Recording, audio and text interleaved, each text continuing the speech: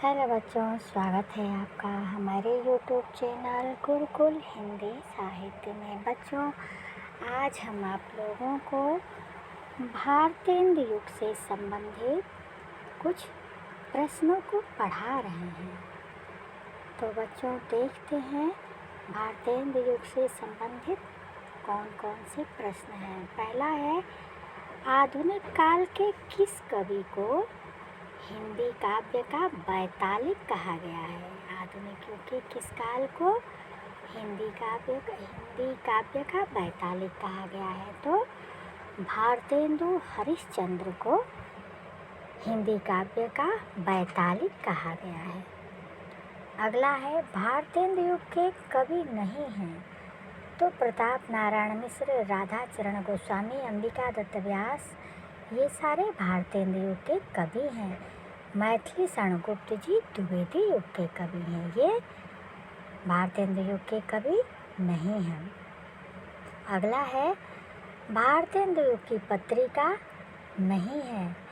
Harishchandra magazine, Hindi Pradeep, ब्राह्मण, ये सारी पत्रिकाएं भारतेंदु युग की है। जबकि सरस्वती पत्रिका, जिसका संपादन महावीर प्रसाद द्विवेदी जी ने किया था, ये द्विवेदी युग की पत्रिका है। अगला है, हिंदी प्रदीप कहाँ से प्रकाशित हुई? हिंदी प्रदीप पत्रिका कहाँ से प्रकाशित हुई? तो इलाहाबाद से प्रकाशित हुई।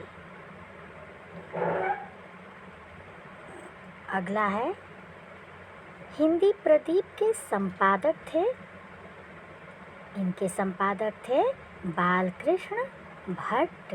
हिंदी प्रदीप पत्रिका के संपादक थे बालकृष्ण भट्ट।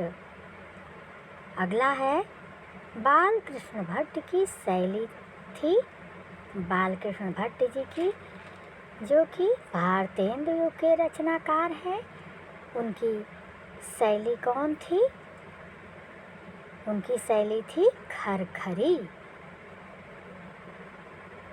अगला है, ब्राह्मण पत्र कहाँ से प्रकाशित हुआ?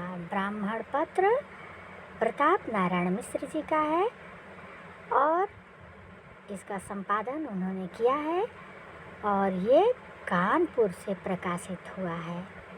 ये कानपुर से प्रकाशित होता था।